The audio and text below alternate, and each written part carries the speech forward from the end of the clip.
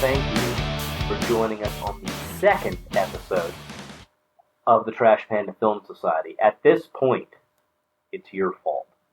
You know what you've signed up for, and for whatever reason, you've come back for more, much like a Carradine brother. Or someone dependent on substance, such as alcohol. Or, bath salts. I am your host, Cameron May. I am joined by... Oh, Andrew Watts here, and also... Ron Siebert. Random guy from the street. I thought you were going to say, I prefer bath salts. I mean, that's true, but I figured that would be part of maybe the Patreon could be which drugs, which narcotics we prefer. No, but you ruined that one. You dropped the ball. I'm sorry. You shit the bed. I know. Okay. The format in the last episode was a little abbreviated because we wanted to take time to say who we are and what we do and why we're doing it. At this point, we assume that most of you know what the Trash Panda Film Society is. You know a little bit about our backgrounds, and I feel like we're going to kind of get into that organically as the podcast goes on.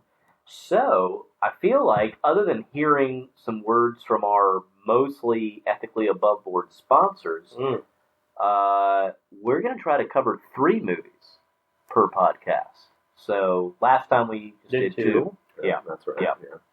So, before I launch into the 2 podcasts, any news we need to revisit or anything like that? Or any new shit has come to light, as Philip Seymour Hoffman said in Big Lebowski? I would only lead with the selection can be summarized with big personalities and bigger hair. Oh, yeah, absolutely. No, the hairspray budgets was pretty big in a few of these, except for Bruce Campbell's. Shockingly low. I'm pretty sure that's a bald cap that they put on him. You think so? If you're Bruce Campbell, are you going to shave off all of your hair? See, I feel like the reason they got it was because he would. Was because he happened to get really bad lice, and he was like, "Well, I can't work for a few weeks." But then fucking Sean Astin called. Bruce, we have this idea. Hey, man, how would you like to be less intelligent, Lex Luthor? The only comment I have is that this is second podcast, and this is also the second time that Ron has not had it. It was no snafu, but it was funny because I ran into the same problem. He called me up about Icebreaker, one of our films, and he was like, "Hey man, is there supposed to be someone talking over the movie like you're in a shitty movie theater?" They have the a version worst commentary ever. It's pretty bad. They have the riff tracks on Icebreaker on Tubi, and that is the only version. We always stand by and love our Tubi. We love Tubi. But apparently and I remember you telling me that and being like, that can't be true, and turning up on Tubi, and sure enough, it is the only riff tracks version only. Yes. So we did, however, find it. Shout out to whatever illegal culprit did so, but it is on YouTube for however long, so you can check it out there. Yes. Although, man, the quality, it's hard to tell what's the fault of the filmmaker in some cases. I would assume that it is. Yeah. As opposed to just being a bad version of the film. But no, other than that, that's all I have. Okay, sweet. Well, so if we haven't gathered, I think we've spilled the beans on one of the movies, but we are going to be covering 3 films today. And as opposed to last time, later tonight is going to be a monthly gathering of the Trash Panda Film Society. And so we are going to be, I would say, if this podcast is going to be bi-weekly, then every other episode, we will actually be covering the movie that we're going to be watching that night at our secret gathering place. So that's pretty awesome. So later on tonight, we're going to be screening for the rest of the society Night of the Comet, a 1984 film that we'll kind of go into more detail here in a bit, and then we after that are going to be covering the Last Starfighter, and then after that we will be covering Icebreaker. Yes. So phenomenal. Oh, I'm Excellent. excited. Ready to get right into it. I'm Wait, very wait. excited. Which one does the scary? Just get ready. Get ready. Do you know which one it is? I'm taking a shot in the dark right now. Okay, this is gonna be Well. fun. All right, Cameron, would you like to introduce the first movie again? Okay. The First movie is 1984's Night of the Comet. Oh, that definitely. The volume was definitely down on that one at the Yeah, beginning. That just seemed You know what? We're gonna get it right. We're gonna get it coitus right. interruptus. Yeah, you know Still what? got labeled this. I know. Yeah. Hold on. Let's try it one more time. Okay. Wait. 1984's Night of the Comet. Ooh, I was just gonna go. I was gonna go. Coitus. Same effect. We're both scared. Yeah. No, everyone's deeply unsure of. We're in murky waters. And very unhappy about it. I'm not sure where the clitoris is. I just know I don't like it. just know I hate it. So yeah, our first film and the official monthly selection for the Trash Panda Film Society this month is Night of the Comet, directed by Thomas Eberhard. And so before I get into the plot description on this one and then turn it over to everyone's thoughts, well, yeah, you know what? Let's do that first, and then I'm going to go into some trivia. So, who wants to do a plot description of Night? Watch, do you wanna kind of run down briefly, non-spoilery, what this movie is about? Ooh. Well, Cameron, at one night in Los Angeles, there's a comet. And that is the You don't description of the film. No, Wow. there's a. Sure, that's global. That's The true. film takes place there. That's true. Yep. Shut up, Ron. So there's a comet going over all of Earth, and it is slowly either destroys people immediately or changes them into grotesque things. Ooh. And there are a small group of survivors, including two sisters, and we follow them as they journey in this new apocalyptic wasteland. Yes. And yes, to see their travels. So this is one that falls into a few buckets. Obviously, post-apocalyptic films. It also falls into one of my favorite buckets, which is zombies, but not. Yes. You know? Yes, I'm glad you brought that up. I Yeah. love it when the zombie is actually still like intelligent to a degree, and it's not. Yes, Yeah, Exactly. and not technically like no one bit these guys. They're just Yeah, it doesn't have like the immediate Walking Dead rules of kind of like, oh, they need human flesh, and yeah, they're brain dead. You gotta shoot them in the head. Like, there's just such a video game predictability that has developed over kind of just overusing. But how much I love, that entries in it. It's become very familiar. So I love zombie things, as like the giant success of like The Last of Us proved, despite any flaws it may have. It proved this idea that people kind of want a zombie thing to happen, but they're very okay with like changing it up. Like with it, like, well, what if it was a fungus and some lesbians? Like, so this is one of those movies where it's kind of like, it's never spelled out, is it? But I think it's like something about like the radioactivity of the comet kills most people, but some are left changed and rather bloodthirsty. depending on the exposure, the amount of time that they're exposed to the radiation. Yeah. But I do want to say just real quick before we continue, Watts, apt description of it, because what you find online is so misleading. In the fact that when it references hordes of zombies that they're battling, unless there was deleted scenes. There's really not hordes. Well, are you reading? Where do you read that off of? Is that off of? Actually, not to shoot down Tubi, but Tubi's description of it when you Well, you know what? I bet Tubi drew it from IMDb. Because it's it's considered a source, and with how much I love IMDb, they are infamous for getting plot details wrong in their plot descriptions. Overhyping, it's straight up getting shit wrong in some cases, leaving out important details or saying that characters are there for a reason that they totally aren't. It's actually kind of goofy when you get into IMDb and look up some lesser known films. But Yeah. This movie, again, came out in 1984. It's by a director that I found really, really interesting named Thomas Eberhard. Mm. And so this guy directed a bunch of TV, but he only directed a handful of films. And I find this really interesting.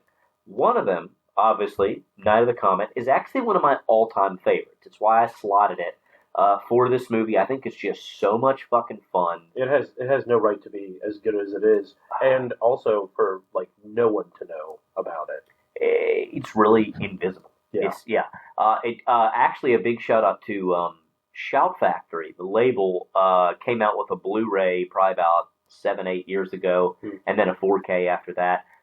That restoration really brought it back into the public conscious and made a lot of people, because it was a flop when it came out. It had a budget of like $24 million and it grossed $22 million, so it was a failure. But that restoration really made people reevaluate the film, made it a big cult following. When you look at the other movies that this dude made, he didn't make a ton of them. He made one that we're probably going to be visiting here in an unspecified number of months, but it's in less than a year, called Soul Survivor. And I think it's even better than Night of the Comet. Maybe. I don't know. It's a very different tone, so they're very different films. But it's another masterpiece by this same dude who just nailed it. And then outside of those two movies, his other two films of note are Honey, I Blew Up the Kids. Not to be confused with the original Honey, I Shrunk the Kids. No, not the American classic, the quickly rushed sequel in 1992. Yes. Yeah. Yes. Yeah. Quite different. The not as good sequel. And then he also made the Kurt Russell Martin short, much lambasted comedy Captain Ron. Has anyone here seen Captain Ron? Ron, have you seen Captain Ron? Have you? Unfortunately, I haven't. I feel like I'd have to now, though. I was about to say you don't have to. I had a good idea of what your role-playing situation was when it happened, but now we're at a loss. I'm in the dark. Oh. God damn I it. didn't mean to derail you there. Well, Captain Ron is not a great film. No. Oh. I don't like to shit on it because I love all Kurt Russell. I love good and bad. I love hungover, I'm showing up for my paycheck, Kurt Russell. And that's pretty much what Captain Ron is. Yeah. But it's so weird that you get two like subpar, goofy studio comedies, and then you get like two kind of very strange, off-the-wall cult movies. One of the interesting things about this movie, and I bet you guys would kind of see this immediately after watching it, is that it was the main inspiration listed for the creation of the character of Buffy Vampire Slayer. Really? Oh, this movie. Yeah, Night of the Comet. Okay. Yeah. That makes a lot of sense. Yeah, right. I mean, it's the two sisters are just very like referential, breaking the third wall, sassy, funny, witty, Very capable. very I feel like capable, the time that came ultra out. capable. Yes. Yeah, It's for also the time. one of the Night of the Comet is also I would argue one of the other genre I love is like a coming of age film in a way. It's amazing how it kind of still follows the structure of the female-led teen comedy. Mm-hmm. The male-led teen comedy is like Porky's. It's just how do we get laid and how quickly. How can we get as much sex in it in Basically, 2 hours? If I microwave this, could I fuck it? Yeah. Is the plot line of Does this hole feel like other holes? Yeah, exactly. The hole. Yeah. What if I got my mom's olive oil? Yeah. But the female-led teen comedy, like 16 Candles or Pretty in Pink or any of those, has more nuance to it. They've got more going on in their head. And this movie manages to tick all of the boxes of that kind of like coming-of-age teen girl comedy movie, while also having this like George Romero, like frantic, stylized, or John Carpenter, very much kind of thing. Apparently, the idea for the movie came about when the director was interviewing for a documentary of some sort, interviewing some teenage girls that were in high school, and he asked them kind of like off camera how would you react if the world ended? Like if we were in kind of a zombie apocalypse situation. Ooh. And he noticed that all of their immediate answers were around how it was going to affect their dating life and their social life. And then only later did they worry, like, how am I going to get food? And like all this stuff. I feel like Actual survival. he just kind of like plugged into, and it's not a stereotype. It's just, it is what it is to be a teenager of like, if the world ends, what are your immediate priorities? And I love that runs through the whole movie. Right up to the ending scene of the girl getting into that guy's car and just being like, I want to go on a ride with this guy. And then you see the twist at the end too with that car with the guy. Yeah, are we talking about that now, or are we holding off? I don't know. Should we not talk about that? I wouldn't talk about it. Just bring it back. The fact that there's a twist. Yeah. I absolutely love that. By the way, that's part of why I was like that was part of the like what just like sealed it for me. I was like, man, this is a pretty solid movie. I gotta say, it is one of those like little like it's just like a little piece. It's like just a little like you can have a cake with just icing, and then there's someone who makes you a fucking cake, and the icing is just like. I've never had this happen. And they've just taken. No one makes me cakes. I know one's made me a fucking cake. I'll make you a fucking cake right now. You just hear just like just a squabble. Oh my! Oh my goodness! Oh, I have a child. No, get out of here! We'll be right back. But then there's like when you get like a cake and there's like little things, little like someone took a fork over the icing and like someone put a little bit of gold leaf on top. The extra details. There's those little extra details. This movie is filled with that. Which that movie didn't even need that detail. The fact that they had it at the end and you're like, oh my god, that makes so much sense. Incredible. It's perfect. Yeah. I think it's a movie that's filled with dialogue exchanges that he's never talked about it. But I cannot help but feel that there are certain movies that Tarantino was influenced by. I say that because he has characters talk in a way that is totally removed from the way real people talk.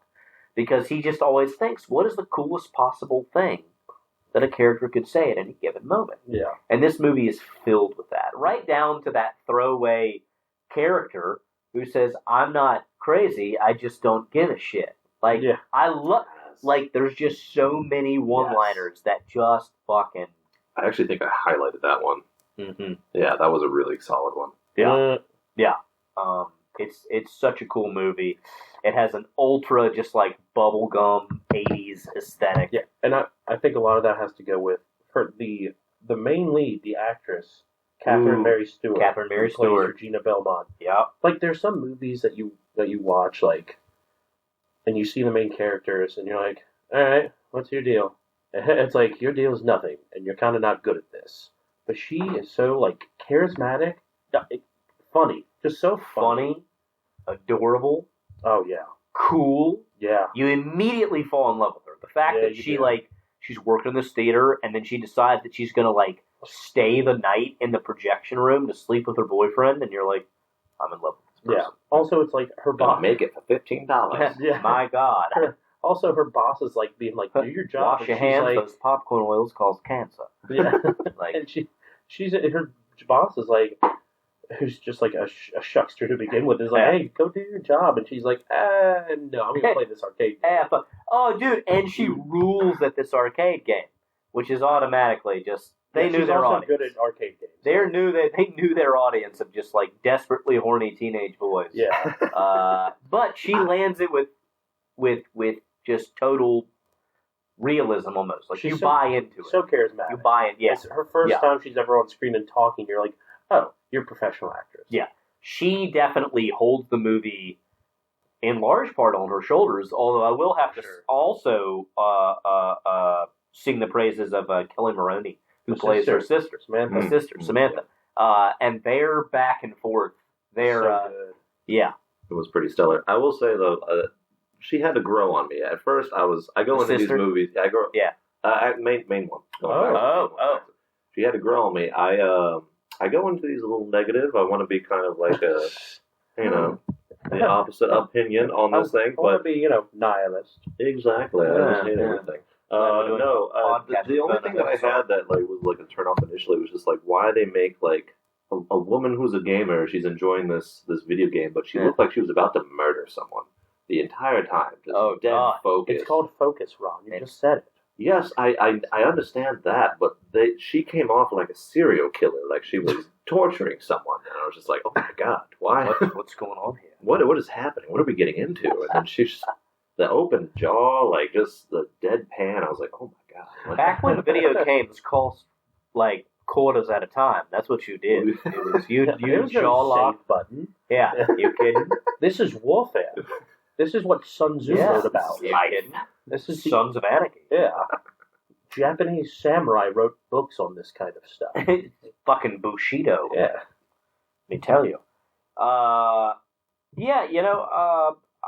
think it's a fantastic movie. It's super well done. It's very funny. It's so goddamn funny. Yeah. It has no right to be, like, because it's a zombie not zombie movie, but it's, God, it's so funny. Yeah. It rocks. The guy, Robert Beltran, who plays Hector Gomez. Oh, he's just fantastic. And he ends up being the love interest of Regina, of the main character, which ends up being a point of contention between the two sisters because there's no more men. Yeah.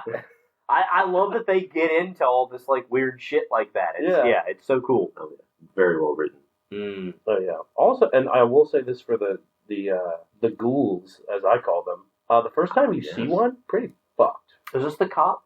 This is when the boyfriend, someone's banging on the door at the movie theater. Oh, that's right. That's right. He has that wrench, and the boyfriend just gets dragged away, and then she goes to the other motorcycle, and you see what it is, and you're like, oh, fuck that. Yeah, talk about, I mean, that's the thing that has always kind of, like, with zombies, not that I don't like any of the ones that, again, that traditionally do it, but, like, the fact that they don't talk, for me, villains that don't talk at all can completely work, but it completely works in like a slasher flick where it's very slow burn, and it's this dude who's like basically just a pervert. He's watching from the shadows, and so like the fact that he doesn't talk at all, it's because he's very unseen. Once you get a giant crowd of zombies and none of them say anything, that doesn't unnerve me at all. I don't know, for some reason it just doesn't, like, there's nothing there. So I really like more of the human touches, the traces of intelligence and the dialogue and stuff that you get from the not zombies in this. Yeah, or like just jumping on that with like if you ever watched Black Summer, like that was a good one that did zombies. That was like when you turned into a zombie, you're not instantly just like mindless, slow walking. Like if someone's super athletic, that is a super athletic zombie that is chasing you down. Yeah, yeah, and it's like very much a difference on the trope, just with the fact that it's not just overpowering you with numbers. Yeah, and they're slow moving. And it just adds that extra kind of like twist to it that is more, I guess, would say realistic. Like, with this, like they're not completely brain dead because they're walking, so it's nice that they're talking. They can kind of think about it. He's using tools, like he's not just instantly just slobbering. Yeah, they're not grunting. Exactly. It was amazing, and I got super hyped again based off that description. I was like, I can't imagine a horde of this coming after you. You know, right? Yeah. Like they're gonna be coming in you in a pincer. Like they're gonna have strategies. No. Like, oh my god! They didn't have the money or the will. I will say it is also the best use of the song "Girls Just Want to Have Fun" in the movie. Dude, in the mall. The mall scene is fantastic. So that was obviously ripped off in Stranger Things season 2. There's a whole mall shopping thing where Eleven and Max go shopping and they play that song and all that, and it's, you know, I love that series. I'm not calling out in a negative way for stealing it, but clearly a big homage. Yes. To this movie, rightfully so. And one more point that I'll bring up, also, like, to be such like it's a post-apocalyptic movie, it's coming of age movie, it's a comedy, but then to also have the scene with the younger sister and the doctor in the mall, very poignant, like one of the saddest things, like just like that, the sister just like breaking down, like just like oof. Or going back to the house. Yeah, there's these moments that, you know, I feel like horror comedies have a thing that they slide into where they tilt too hard into the comedy, and so they rob any weight of the horror that's happening, so that like you just know you're there for laughs, and that's it. Yeah. This movie accomplishes beautifully that juggling act of having enough of that for it to feel like a John Hughes film, but then also having enough like serious shit, little meditative moments like that, or character deaths that you don't necessarily see coming. I don't know, it just makes it stand out, makes it stick with you. Definitely. I don't know if we already mentioned it or not, but just like that capacity of the, it's like there's this separate organization, a think tank of people who knew this was going to happen. You know, almost like the governmental entity preparing for it, and like, oh, don't trust them and all that jazz. Yeah. That's just in the background, and just the warring ideology of, you know, we're the superior beings, like we're going to survive. We're just going to abuse these people who happen to be survivors, but we're going to use them as basically a tool for ourselves. And this one brave lady who's a part of that, who's just like, no, I'm not going to go along with this. How it plays with that. It's super ahead of its time. It seems like a plot line that would have been in Walking Dead like 5-10 years ago. You know? But we're talking about like fucking almost 40 years ago. Yeah. Also, speaking of the scientists, I don't know if you guys noticed, but all the security guys have mustaches. And I was wondering if that was planned. That was a requirement in the 80s. I was thinking it was probably for that, just so they could sub them out real quick.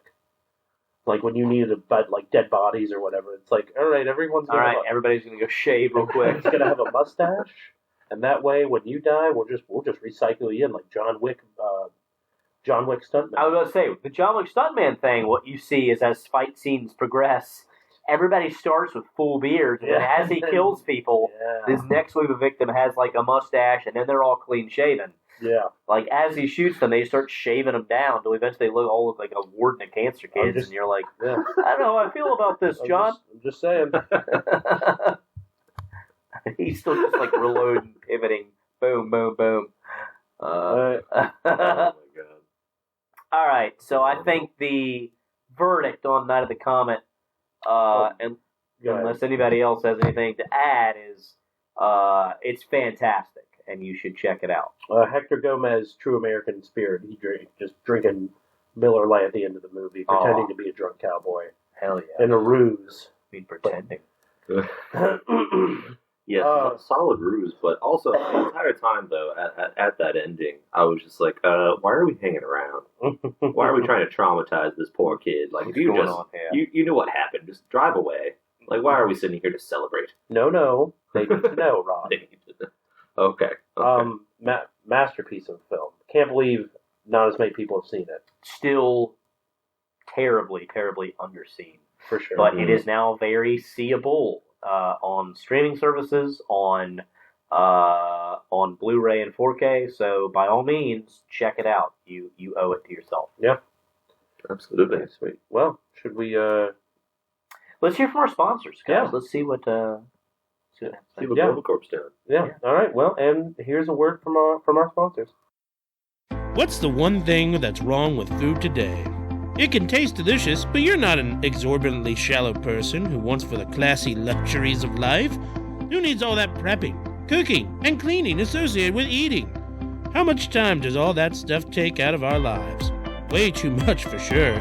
Don't you wish there was an easy, simple way of getting nutrients that could sustain you for weeks at a time, while at the same time burning energy so as not to gain weight? Introducing Gummy Cats, a 20-pound gummy product that's the same shape as a fat, hilariously anime cute cat. With just a few delicious bites of a Gummy Cat, you'll have enough energy for days. But I know what you're thinking. Won't all those calories and carbs that the Gummy Cat is rich in just go right to my fat little thighs? Not at all. You see, the Gummy Cat was genetically engineered to be fully sentient. It can walk and move like a normal cat until you come within 2 feet of it, which is when it becomes fully aware that you're actively trying to eat it. Oh God, no! Please, no! You can't! I'm alive! I have a soul! I don't want to die, please! That's right. The Gummy Cat can speak English and even Spanish. No, por favor! No, yo quiero morir! Oh, Dios mío, por favor, detente! Not only is it an ultra-easy way to consume calories, but the hostile chase that gives way will help burn off those calories as you hunt for your prey like a modern-day Daniel Boone. No! Why are you doing this? Why am I here? Who created me? Why is this my existence? This is hell! Do you understand the concept of hell? Classic gummy cats. Not only does a physical hunt give you a good workout, but our studies here at Globocorp have shown that mental and psychological fatigue, say the kind of stress you get from hunting and killing prey that can talk and reason back at you, is just as good as a source at losing weight as exercise. Please, why are you eating me? I thought you were my friend. You're supposed to care for me, love me. We are one, protectors and brothers. There's no me in this godless life. Oh, God!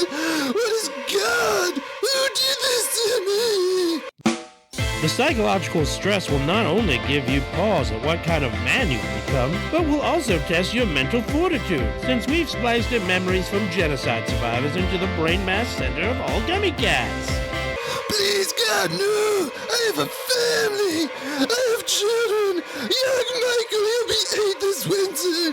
You can't! Who gave you the power to be God? Who told you you were the decider? Goddamn, that is some classic fun gummy cat stuff right there. Now, according to a UN court that subjected Globocorp to in-house audit activities, is giving a sentient gummy animal the memories of genocide victims immoral and criminally negligible? I don't know. We asked them what they even know about splicing human memories into something that some cultures would call an abomination of science. And they responded with, "That's besides the point of why we're here." Wow, way to dodge a question. As you hunt the gummy cat, consuming bites of it at a time before it bites you off, or you let go of it out of shock wondering what kind of person you could become to indulge in such a macabre experience, you can either return your gummy cat free of charge, or you can evolve into something more than man. Something more than you were before. With more bites and more energy, you'll realize that the gummy cat doesn't have a family. Just the implanted memories of survivors of violent massacres. And at that point you'll think, what are memories anyways? But a bubble of fading figments, lost in an ever-expanding void that is your deteriorating human mind. You don't have time for all that shit, and thus another hunt for more fuel. Oh, God, what is this? A trap? Why are you building traps? Please, I'm alive. I'm aware of my own fragile existence. Please don't do this. Don't become the monster they want you to be. As you evolve to become the next generation of Superman, you'll quickly learn the patterns and tricks of the gummy cat, work out traps to its demise as you eat of its delicious gummy flesh. Its loud lies and deceits will be but a droning background noise as you devour your prey with victory in your cold, dead eyes, displaying parts of it in your own ceremonial Uberman cave, a quiet, cold cave lit by one fire with ritualistic paintings and relics that you've made to serve your new gods along your journey of self-realization. The starter kit for the cave only costs $9.95. Oh, God! Darkness! The light is fading! I warned you! I still have things unfinished! Tell my boys I won't be home by spring! Till the time comes not for the rose, only that it withers! God damn, that's hilarious. Gummy cats. Order now from the Globocorp website. And that was a word from our sponsors. I hope you guys enjoyed that. Well, I hated that. No one really likes them. I hated it. I know. I don't think I'll be investing. I don't know. I don't know what's going on there. Where do we get these? We're deeply in debt contractually. We're obligated to show these on the podcast. Surprised the power's still turned on. Yeah, honestly. Okay. Yeah. Well, good to know. Good to know. That's promising. Well, okay. Hey, you know what? Let's make the best of it. Here we are. Back for round 2 for this episode. We are going to talk about the film The Last Starfighter, which is tangentially another 80s classic, except I would say a much more well-known 80s classic than Night of the Comet. I would agree with you there. Hmm. I had a VHS copy of The Last Starfighter that I got from my grandparents growing up. I was probably like 9 or 10, maybe 11. Oh my. Yeah, but VHS of it, and yeah. I feel like a lot of people, it was a bit of a classic, you know? It was very much considered like one of those great kind of 80s... adventure, yeah. epic sci-fi. Yeah, absolutely. Like absolutely. trying to go along with the vein of Star Wars and E.T. and all Very that. much, very much. Yeah. I was not familiar with this film going into it, but it was quite enjoyable to watch it, so I understand why it was a classic. But yeah, no, this was first for me. So Nice. Yeah. Nice. Okay. Very good. Well, yeah, no, I feel like it came on TV a lot when I was young. Especially, okay. So, yeah, it came out in 1984, same year as Night of the Comet. And it was directed by a guy named Nick Castle, who made a series of films. He is mostly known not for movies he directed, but he went to the University of Southern California in the 70s, hanging out with some buddies, and they were making a low-budget film, a low-budget slasher flick, and they needed somebody to play the killer who had no lines of dialogue. They just needed somebody to show up and walk around and be creepy and hold a knife. And so Nick Castle is mostly known as playing Michael Myers, 1978's Halloween. Yes. Okay. Yeah.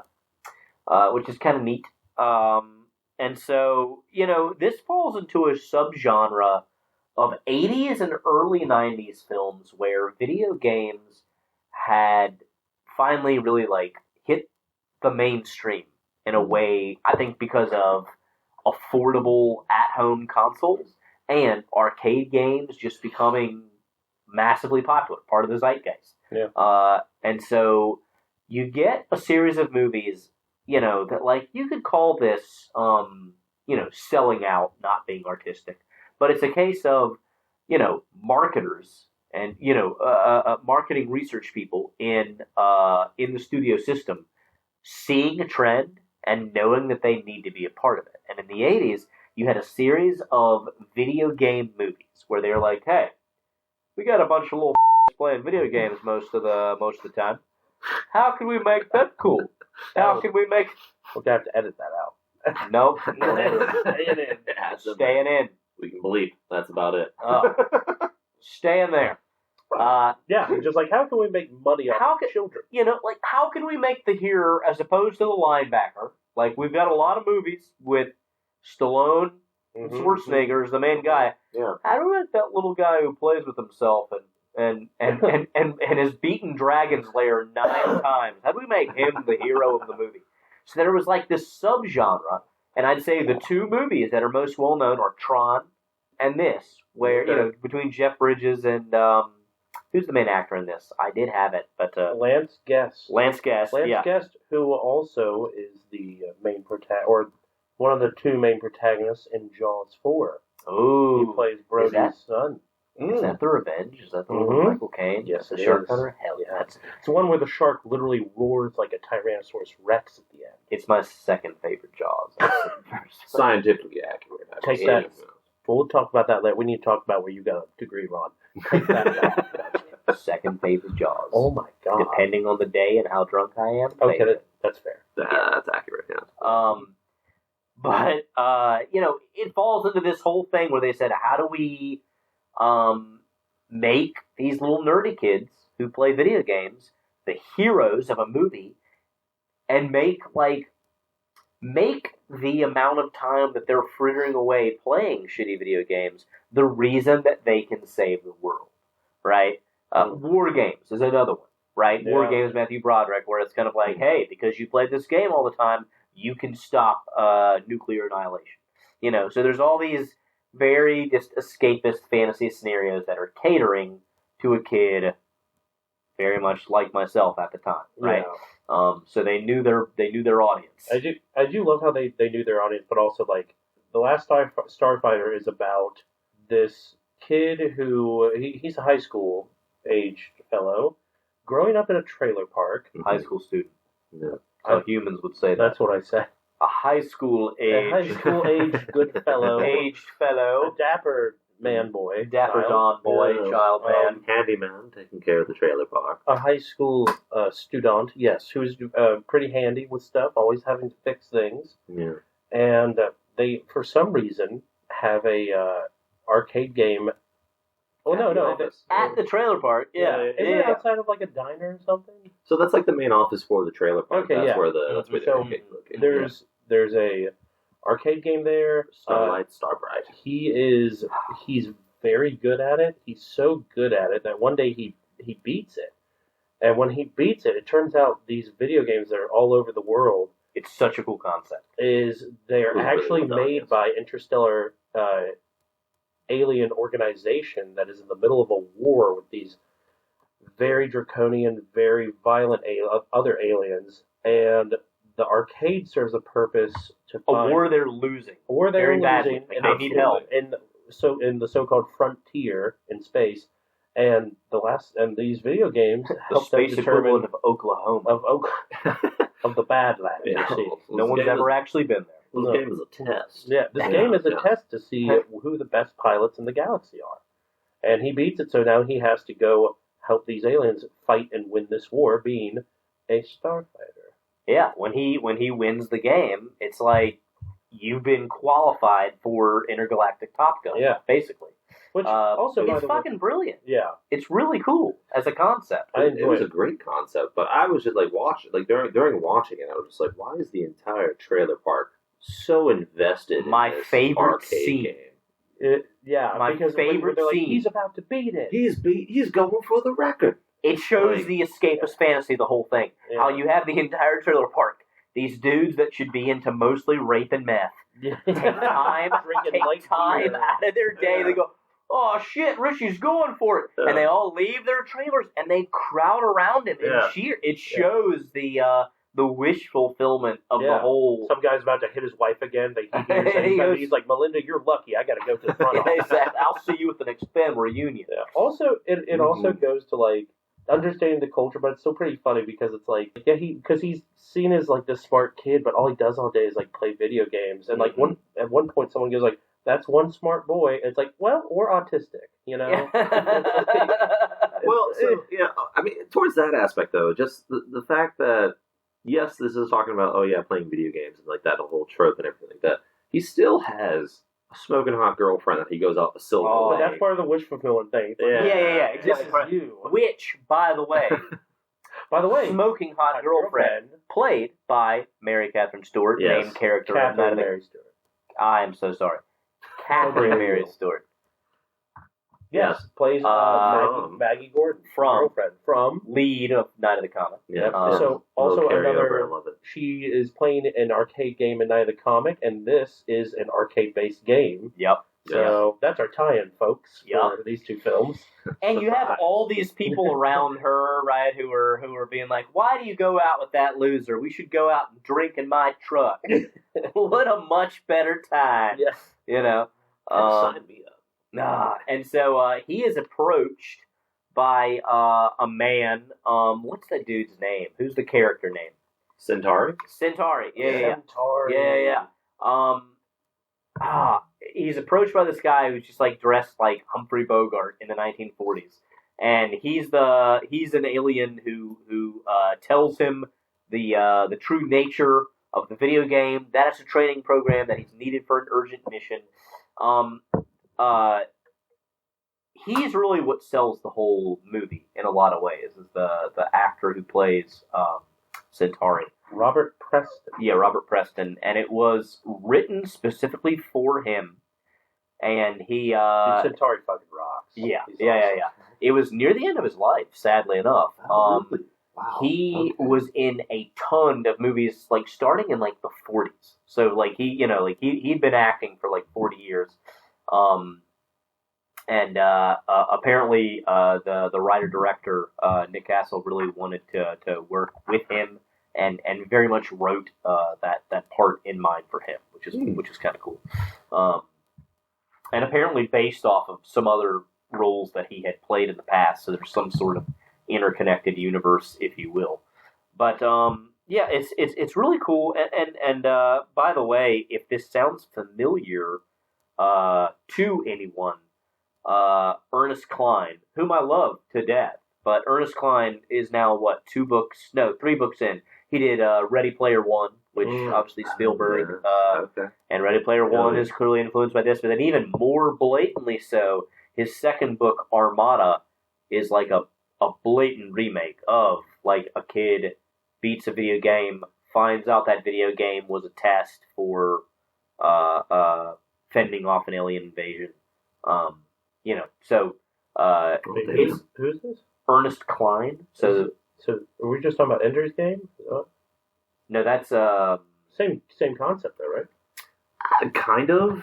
He's going through an entire school trying to do the education. Yeah, he's playing war games, thinking it's a game. Yeah, but it's actually real life. That's Ender's Game. That's Ender's Game. Yeah. This is 80s kid doing an arcade game, beats it, finds out. Yeah, slight tweak on that. To be fair, you're right. Absolutely, all of them are a spin off of Ender's Game. Orson Scott Card, but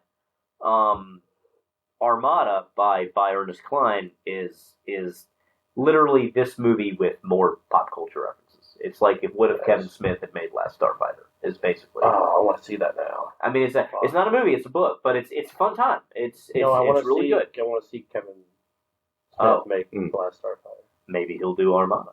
That would. Ooh. I'd be into it. I'd be down for that. I mean. So to move the plot along real quick, I would just say I love the trope that they have in these movies where it ends up being a father versus son. Kind of like the son's gone AWOL, and Abby's like, father, you're wrong. You're wrong, father. Yes. I'm coming to ruin everything for you. It's almost a Greek myth type thing, actually. Oedipus Rex type deal. Yeah, and it's and clearly which kind of plugs into the fact that a lot of the sci-fi stuff in this totally works, but it is very clearly being like, hey guys, remember Star Wars? Don't second guess anything. Just fucking do that. Just do it again. Also, I feel like we would be remiss if we did not talk about the where Star Wars and Lucasfilm and what is it called? Glass and Light or whatever?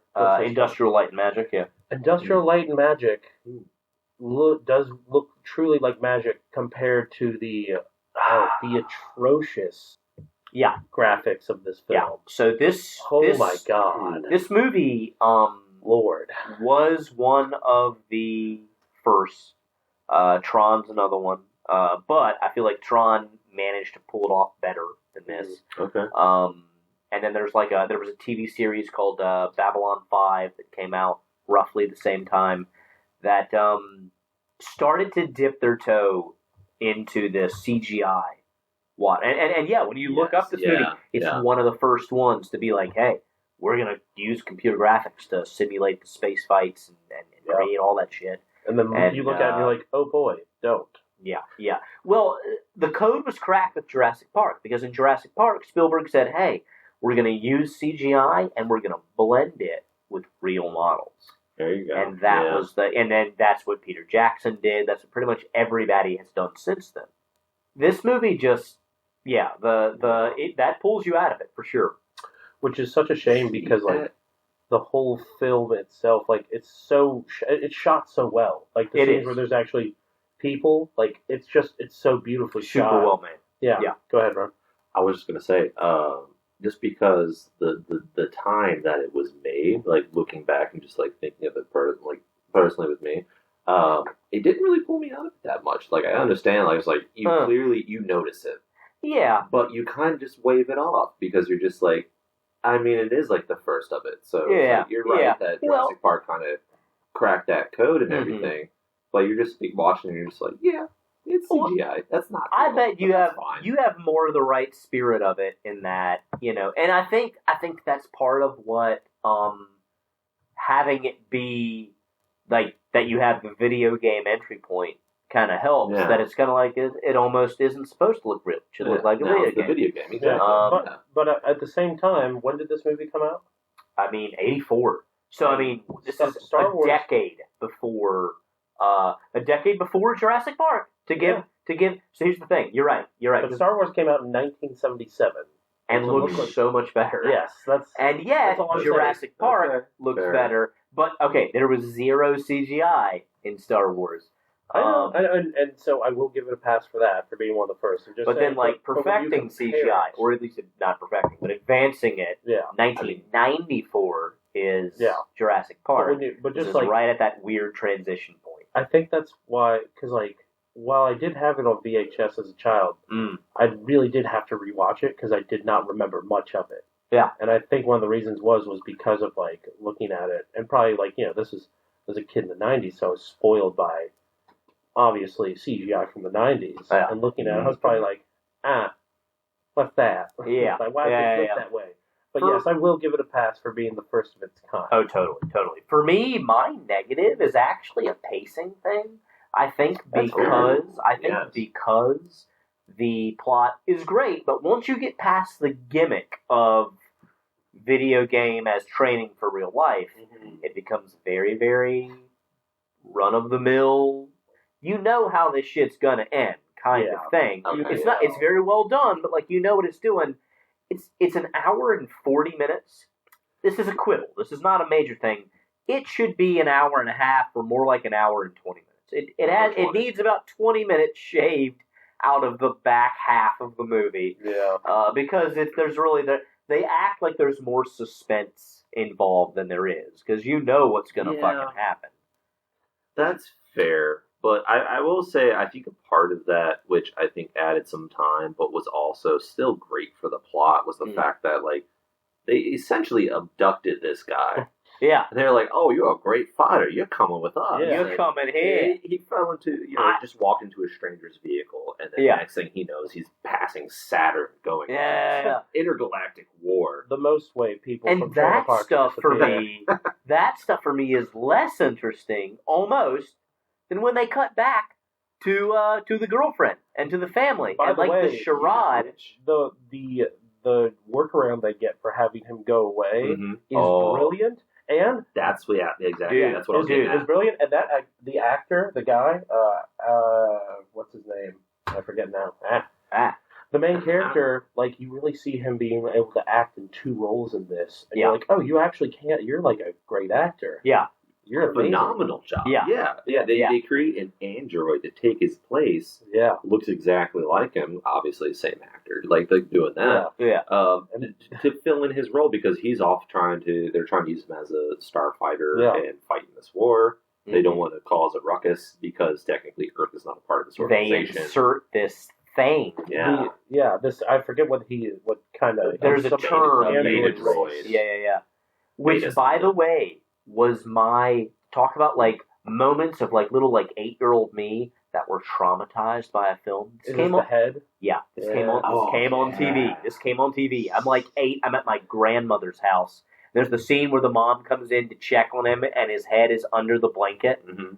And when they rip that shit away, and you see he's still assimilating into him. The droid is still that shit in. literally like. 2 movies that I shouldn't have caught at the wrong moment on TV when I was under 10. One involved a scene from The Exorcist. The other, which by the way was a little bit worse than The Last Starfighter, but the other was the assimilation moment. And what is not an edgy movie, but seeing that on TV when I was like 8 years old, I lost sleep over the shit. It's actually like a terrifying moment. It really is. Yeah. Just a wet mass and bulging eyes, and just like he's becoming a human. But oh my god! I was talking about the scene which I found quite comical, where Beta is working on himself and his head is off of his body. It's quite. Yeah. Younger, you're having a bad nightmare. This is a dream. Yeah, this is a nightmare. Go back to sleep. Like that was just so comical. That guy's hilarious. But I agree. Absolutely. Yeah, and I agree with Cameron. I thought I was way more interested with the stuff back on Earth. Yeah. With Beta and his acting as Beta, I mean, I was way more interested in that stuff than when they were very like Starfighter. generic Star Wars repeat of the back half. Yeah, and again, that goes to just the filmmaking in general, how good it is. Because like I say, everything was so well shot. So like when they are on, because there's only so much that you can shoot when it's you and another actor in a starship.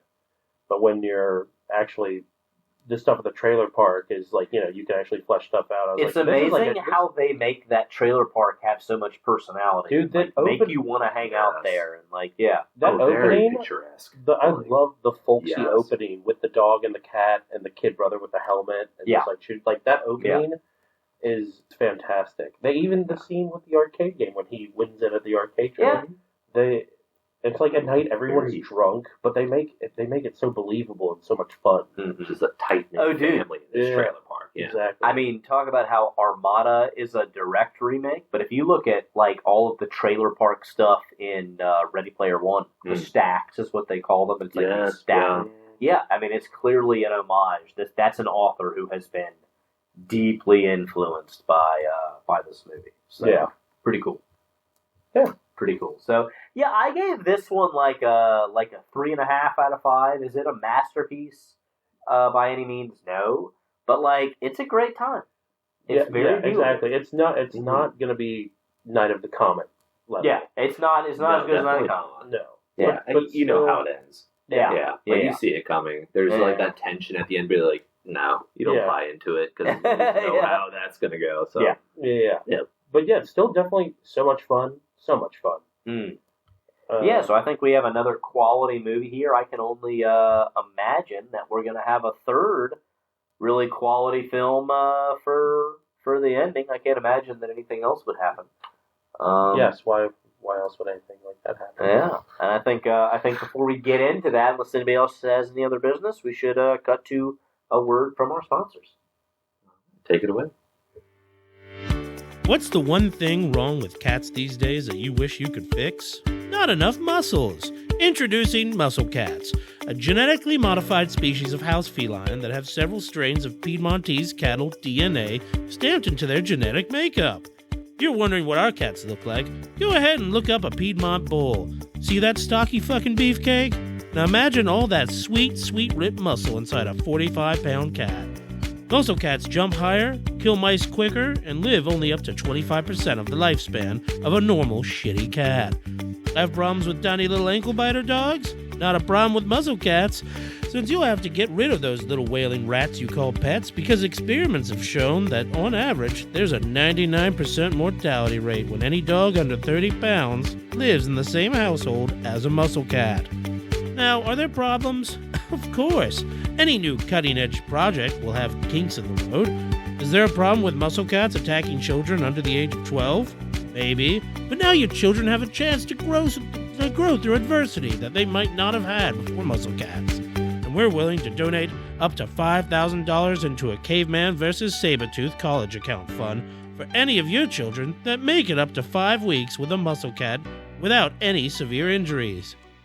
Have the muscle cat's claws been called unethically large by the AVMA? Yes, but what do a bunch of old veterinarians know about gene splicing? We asked them. You know what their response was? That's besides the point. Way to dodge a question. Have muscle cats been known to pulverize human tissue into semi-matter when they do that cute little kneading dough thing with those claws? Only in 89% of cases, which is why we now offer tiger pants to each family member. Made out of the same stuff that stops 7.62mm NATO rounds from plugging up chests and lungs on our brave boys overseas. Tiger pants have proven to be almost 67% effective in most muscle cat incidences that include melees, squabbles, tussles, playtime, and rage stalking, which is a new thing that we just learned they do. Muscle cat, the cat of the future.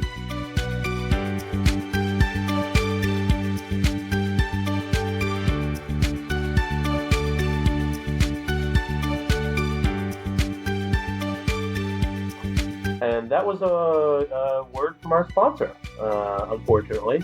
So there's that. That's the thing that happened. Definitely a way to put it. Yeah. It's a few minutes I can't get back. No one can. At least with the lights are on, That's where we're at. Yeah, well, fair enough. And actually, to continue this trend of disappointment, our third movie, perhaps the best of the bunch. Well, saved for last. What the fuck are you talking about? It's terrible. Cameron, by the cast alone, if I told you I had a movie that had Sean Astin, Oh, Bruce Campbell, Yeah. second breakfast. and Stacy Keach. Boomstick. You would probably look at me and go, "What the fuck is this movie? And how can I get it inside me?" I do. That's Until you actually learn what the movie is. God damn it. Okay. 2000's Icebreaker. How do you want What to go is about to it? be said? Well, Cameron, could you give us a plot synopsis? of Yeah, this movie? absolutely. Actually, so, can I tell you what you told me about the plot synopsis? Yeah. Cameron told me, he's like, "There's this movie Icebreaker," and he told me the cast. I was like, "Oh, it sounds good. What's it about?" He goes, "Imagine if Die Hard took place at a ski resort." Mm-hmm.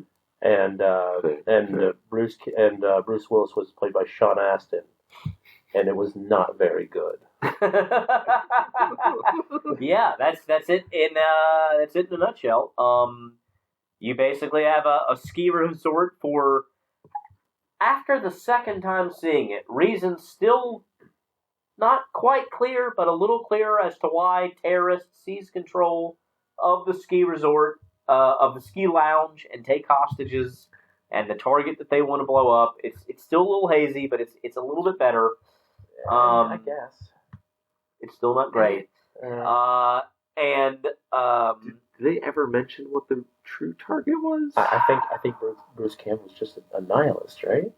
Yeah, I think so. He's just a weird, bald goblin nihilist. Ah, yes. Yeah, I don't think there was any real, like, Yeah. not a lot of thought went into Yeah, it. no, they took into making him not Hans Gruber. They took an early lunch that day and skipped over the motive. In effect, you have terrorists trying to seize control of the main ski lounge where all of their hostages are, led by famed genre royalty, Bruce Campbell. And then, much like Die Hard, you have an intimate familiar to the main character in the ski lounge.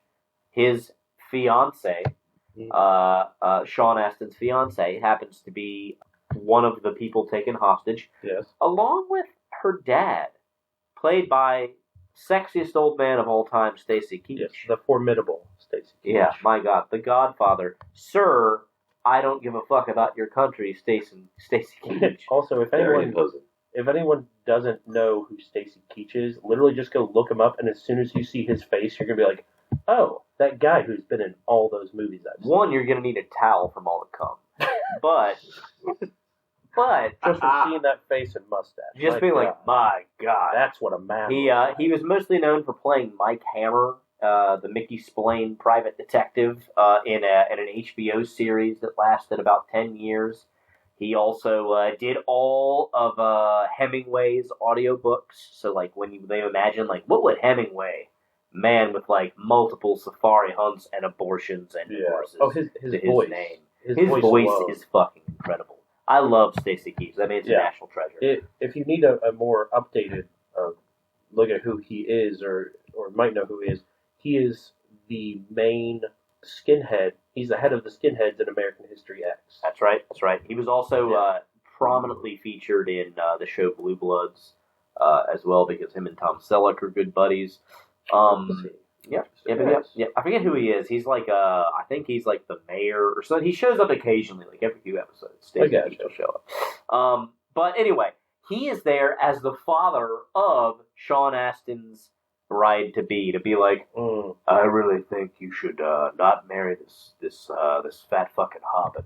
He doesn't make enough money. I don't know. Does he have any clout?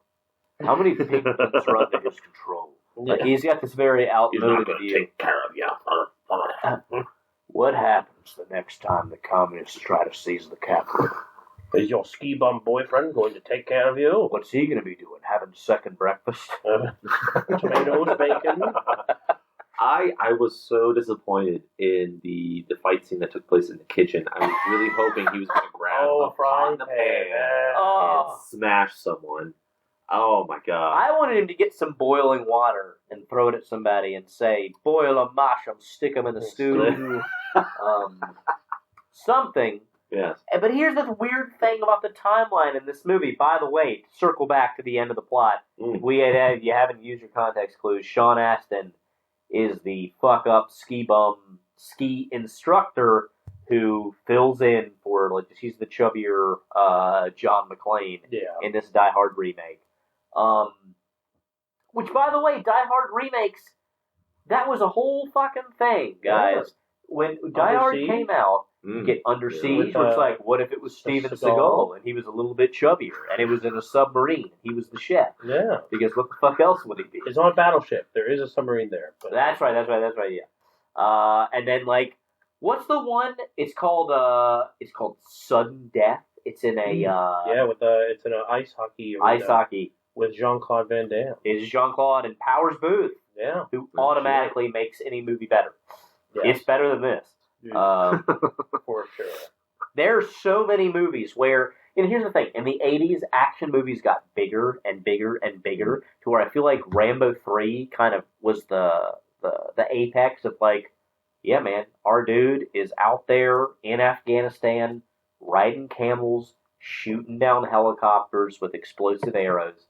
And so it's like, how do we go any bigger than this bullshit? And then, John McTiernan had the brilliant idea of, no, let's go smaller. Let's go claustrophobic. What if we had 12 Germans and Bruce Willis in a building and it's not even a porno? And like, let's restrict. There's bloody feet, but no one's climaxing. Yeah, exactly. Except Hans Gruber. Except Hans Gruber and that one blonde German guy. Because of course, he's coming everywhere. That's okay. He performed at the snow. It's all right. Say what? It blends in with the snow. It's okay. Oh god. Like, don't worry. I played Tybalt in Romeo and Juliet. It's allowed. God. I'll come on your toes. There's nothing. Jesus. Can I say this too? The way this movie is acted is the reason. So, Night of the Comet, masterpiece. Yep. Very good. Last Starfighter, not a masterpiece, but still a great, super solid film. Yeah. This movie is, it's not good. Everyone essentially plays it as like everyone is just a fucking dope. Like, no, it is like so campy. It is like no one. It is uber camp. It is uber camp. Mr. Clay. Yeah. Who? Mr. Clay, the owner? Ski Lodge owner, Dude, the fucking Elmer Fudd owner who puts on the big hat and, like, they think it's funny. They think they're adding much-needed comedy to this piece of shit movie when he shows up, but it's not. It's the worst dialogue. And then it's cringy. Out of nowhere is a sharpshooter, but then goes right back to the worst dialogue, just comical character. I'm just like, what is happening? The only saving grace of this film is Mr. Stacy Keach. Stacy Keach gives the only good performance in this movie. Yeah. And I think it is literally only because Stacy Keach was physically incapable. I'm not sure if anybody knew this. This is a little known fact. Physically incapable of giving a bad performance. Medical condition. Yeah. It actually it caused some major health problems because of movies like this. But after a few major surgeries, he was able to recover, and he took pieces of shit like this and elevated them. Just through the gravitas of his voice and his just like bulldoggy ass sexual face. Yeah, and just his presence. My God. Yeah, the man, he is the only person taking this seriously that sticks the landing. Here's the thing. Bruce Campbell, I never want to say, like, it's against my religion to say something bad about Bruce Campbell because that man is royalty. I know, but then you saw Icebreaker. But then I saw, like, but what if we had him go... I gotta say, I enjoyed it. I actually did. What if we had him go through chemo treatments and he has this haircut that is just not his fucking look? There are actors like Bruce Willis who can pull off the bald look. Yeah, the bald and it's not just bald; it's clean shaven. Bald and clean shaven. Yeah, he could have gone for the Stone Cold Steve Austin. Instead, he went for the fully circumcised penis look, and he looks like a Jewish man with. At times, you can't look him head on, but you can also tell that this part was written because it's a Die Hard ripoff. And by the way, it's a Die Hard ripoff to the point that the opening credits are actually set to Ode to Joy, which is ironically used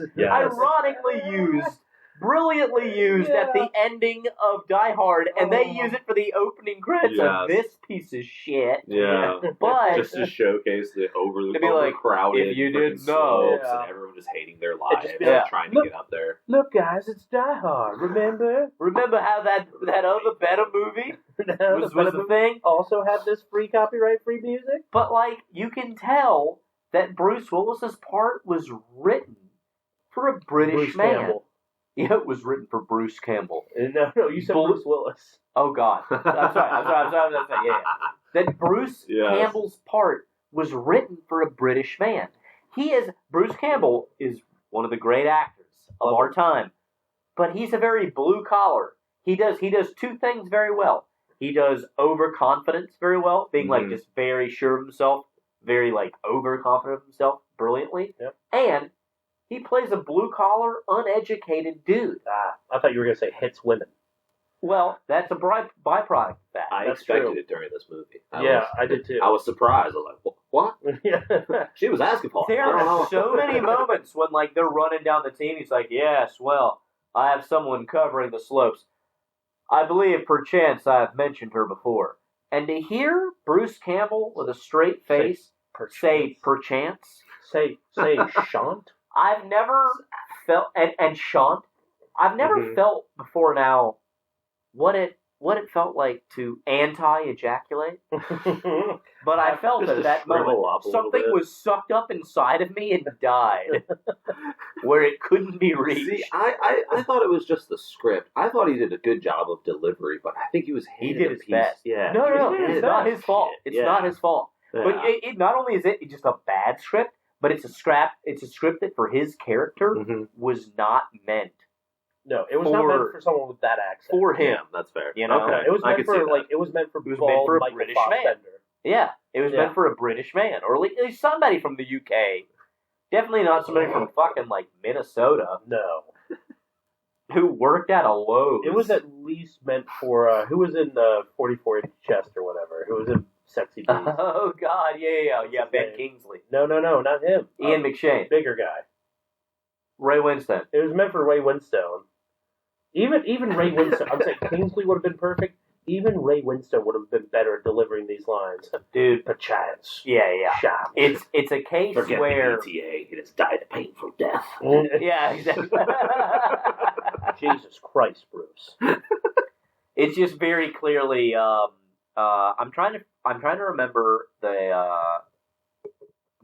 comedy that was written for Eddie Murphy. We're gonna have to edit this in later when we find the answer. There's a comedy where a main character was written for Eddie Murphy, and he had to bow out, and so they recast the character as a white man.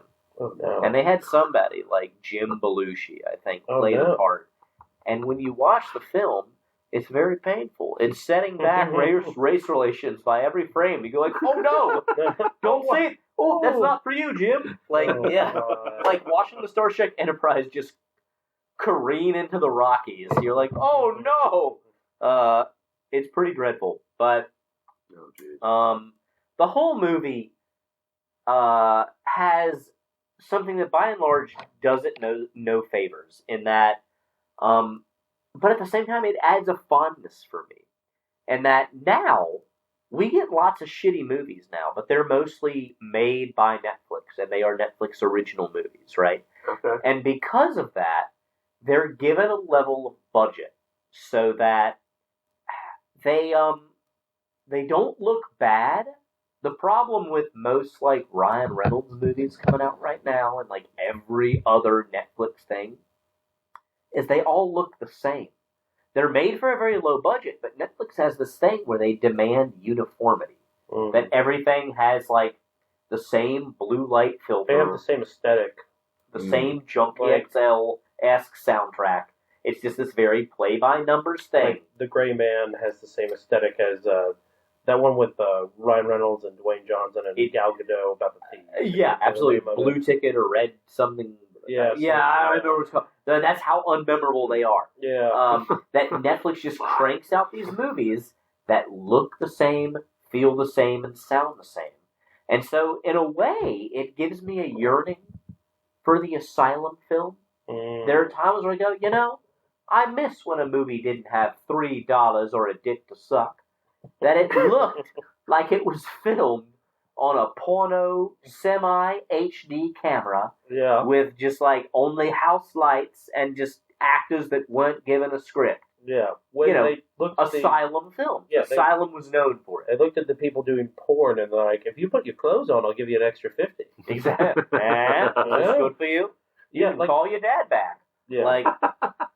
And so Asylum films are something that I love. This movie looks and reeks. It is not an Asylum film, but it looks like an Asylum film. Yeah, the music is very peculiar. Everything about it. Very bad tonal shifts. Yeah. The scene with where he's on.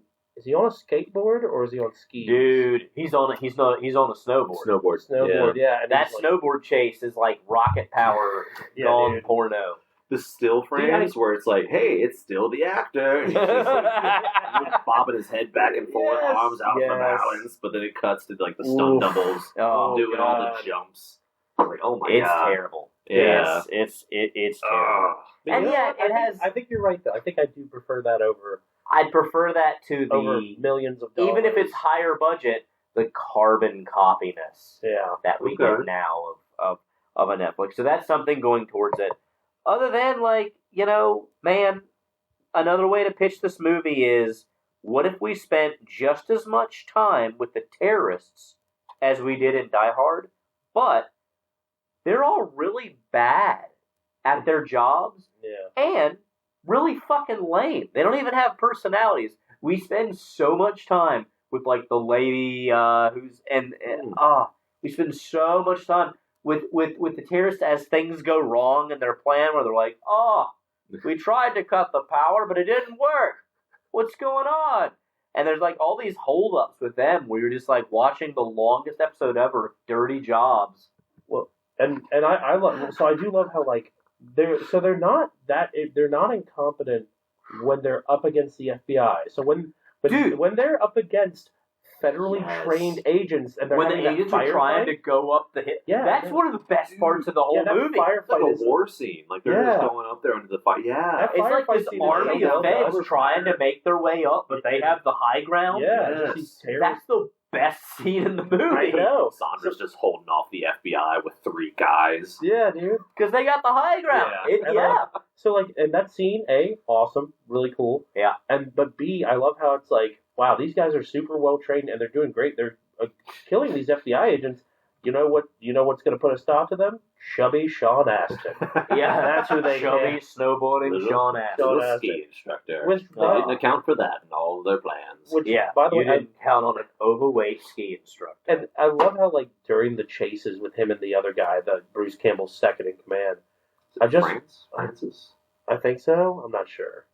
It wasn't memorable enough to remember. Yeah. But I love how they're just doing tricks. They're doing flips and shit. Yeah. As they're going on, whoa, this will be cool. This will add. What if we did this? This will add production value. Remember when I was talking about the little pieces of nuance that make a cake from this is the opposite of that. But someone thought it wasn't. Someone thought they were doing that. This is a little bit of nuance that'll give this. Make it to the next level. It's no, bitch. Spread shit over the cake. Took shit out of their own ass all over my that. You're just a seagull flew over and just took a dump on it. Yeah, and then you served it for $49.99.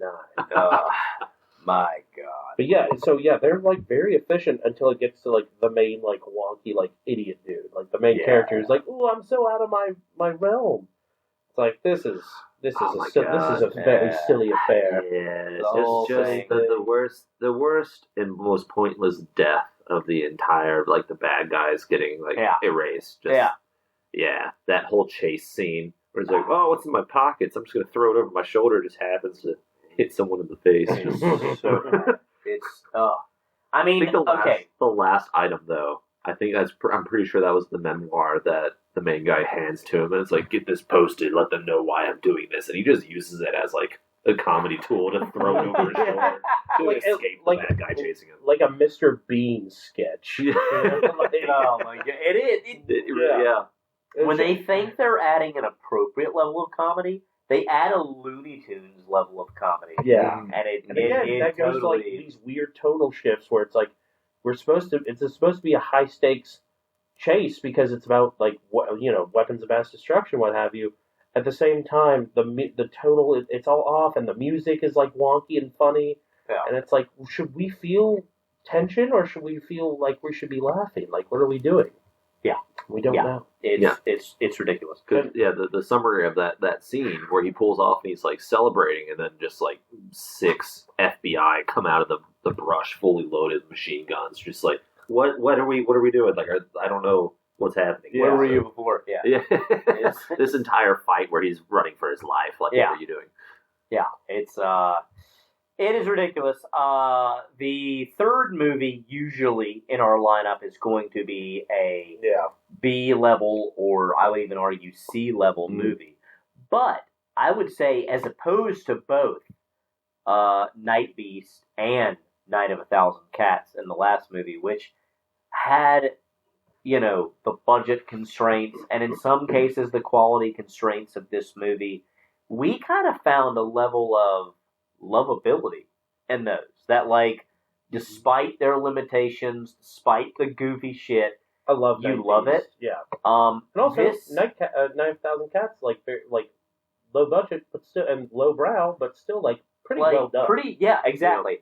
This is definitely, if those are what most people would call so bad it's good, I would definitely file this movie under so bad it's just bad. Yeah. So bad it's bad. Yeah. I want to contest the statement, but no, I would agree. This is more so just like, if you need a drinking movie, you can get a really good drinking game out of this, I think of, that you totally can enjoy it through. Yeah. But that's I would show this to people to be like, you want to have a good time, but also get alcohol poisoning. You just want to be confused the entire time. Yeah. Because it is so bad it's bad, but there are also scenes that I think deserve to be shown. Like, can we talk about the Austin Powers scene with the... yes. Yes. And like he's on the machine, whatever that, like it grades snow or whatever. That's the part where Mr. Clay becomes a sharpshooter. Yeah. Oh my God. Where the hell did this dude come from? After like 3 minutes of them falling down, and you're just like, what in the fuck is this? The slowest machine coming to Sean Astin and his girlfriend are trying to get away from one of the terrorists who is on like some sort of snow grid. It's something Francis. He's just sitting there like, yes. Francis, and he's in there. Die, you bitch. He's in one of these machines that turns up levels snow. the snow so that it clears out any path. And by the way, they're doing a cinematic reference there. There is a absolute classic film called Prime Cut about Lee Marvin taking on the mob with this other girl, and there's this scene where the guy's in one of these like combine harvesters and he's chasing him down the hill. It's like shot for shot except that one's actually good. It actually works. It's very suspenseful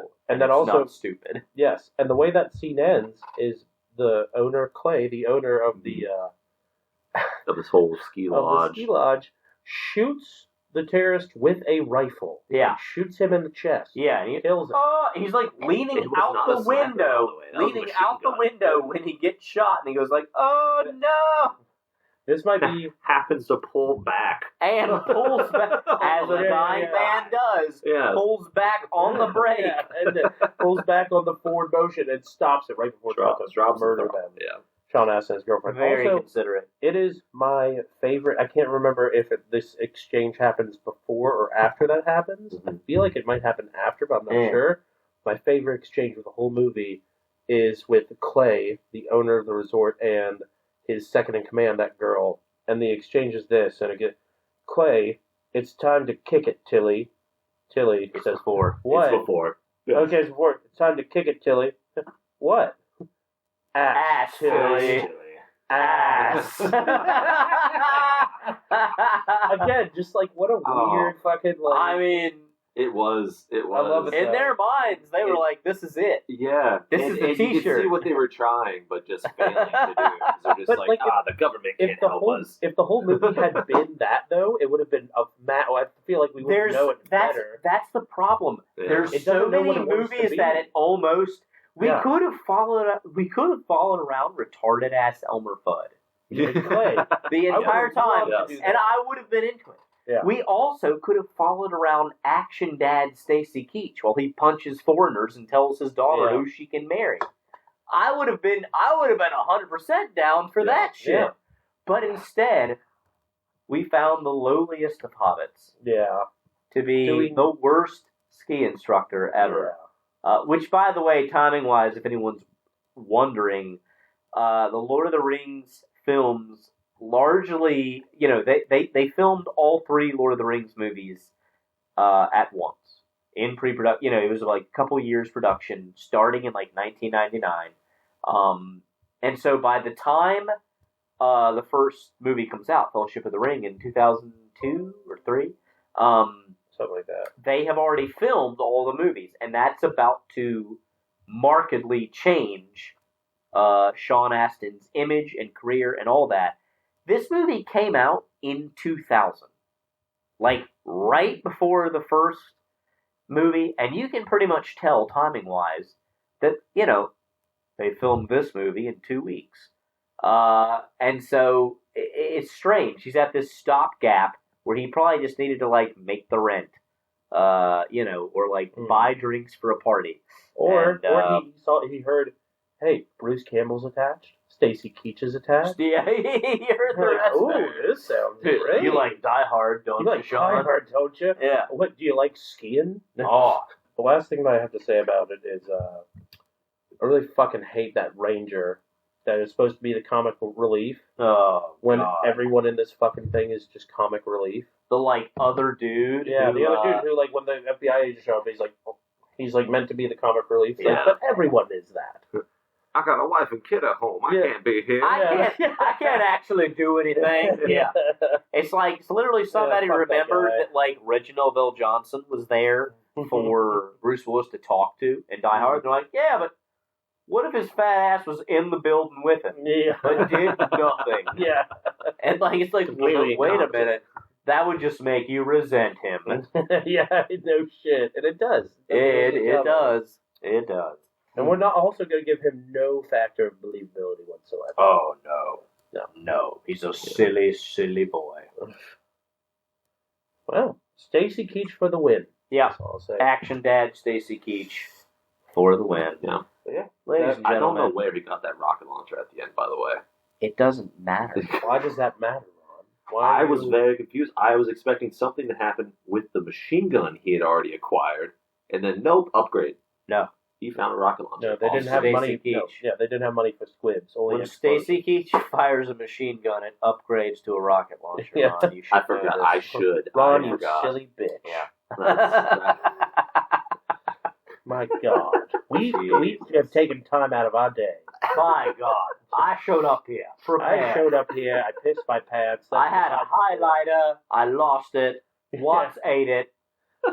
I might have tasted like ethanol. Oh, professionals.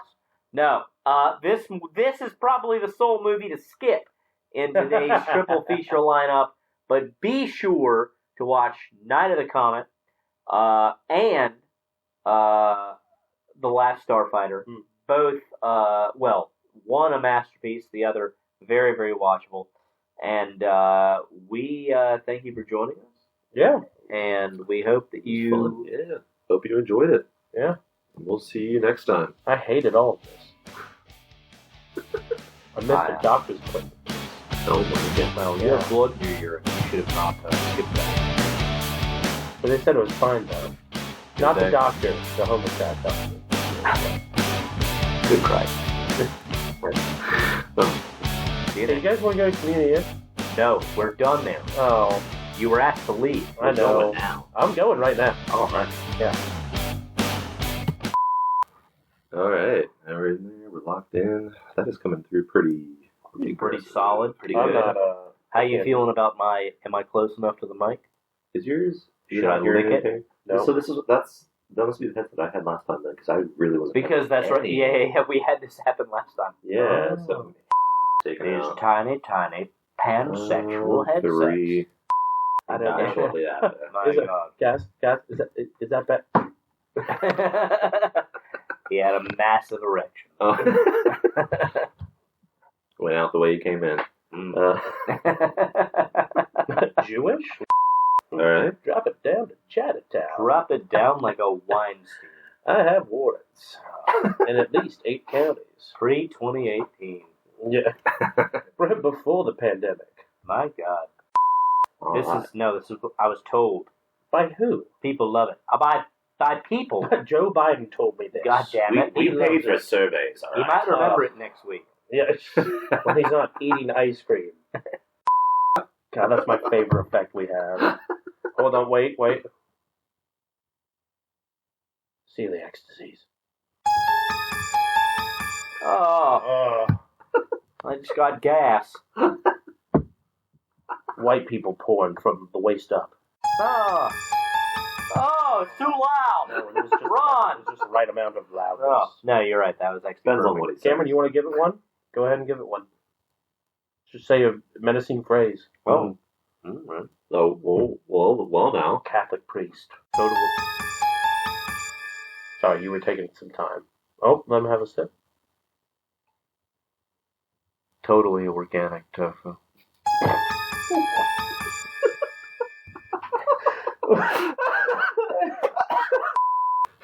Wait a tick here. Oh, What the fuck is going on? I'm not hooked on phonics, but what the fuck?